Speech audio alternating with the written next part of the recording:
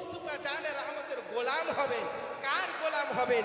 যার গোলাম হলে আপনার জান্নাত পাওয়া যাবে, যার গোলাম হলে দুনিয়ার জমিনে সম্মান পাওয়া যাবে। কথা ঠিক না বল?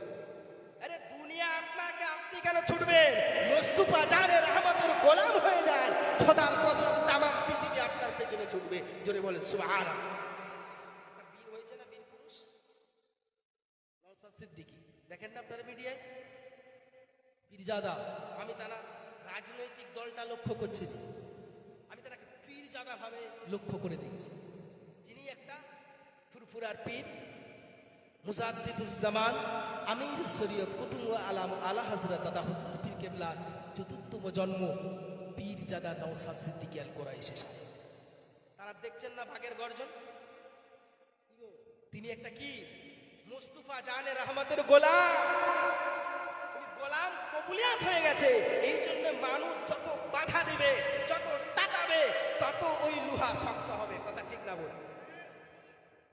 একটা লোহাকে আপনি যত পিটবেন, যত কুড়াবেন, যত হামবারা ছিটবেন, লোহাটা শক্ত হবে না নরম হবে? যত কথা বলে দিচ্ছি, মুস্তাফা জানের রহমতের গোলামকে নাড়তে যেও না। মাল যত নাড়বে, যত বাধা দেবে, যত যা করবে, ওই মালকে কোনদিন আটকাবো না, শক্ত হবে। আর দুনিয়া আমার পেছনে ছুটবে। শুধু আপনি আমি ছুটবো না, আদিবাসী মুসলিম সবাই ছুটছে, দেখেন না? ছুটছে না? ছুটছে না? এই জন্য বলি মুস্তাফা উনকে, আমি ওনার রাজনৈতিকটা লক্ষ্য করে বলি না। বলবেন আপনি মাহফিলে বসে রাজনৈতিক কথা বলছেন না, আমি ওনার রাজনীতি লক্ষ্য করে, রীতিনীতিটা লক্ষ্য করো। জানার মুখে একটা বাজে কথা নাই, জানা টুপিটা মাথার আজ পর্যন্ত খুলে নাই, খুলতে চেয়েছে কিন্তু খুলতে পারে না। জোরে বলেন পারে না, এটা আর পারবেও না। আপনি যদি ওই ঈমানটা নিয়ে থাকে, নবীর মহাব্বত তার দিলে আছে, নবীর ইশক তার দিলে ফেটে উঠেছে, কোনদিন এটা পারবে না।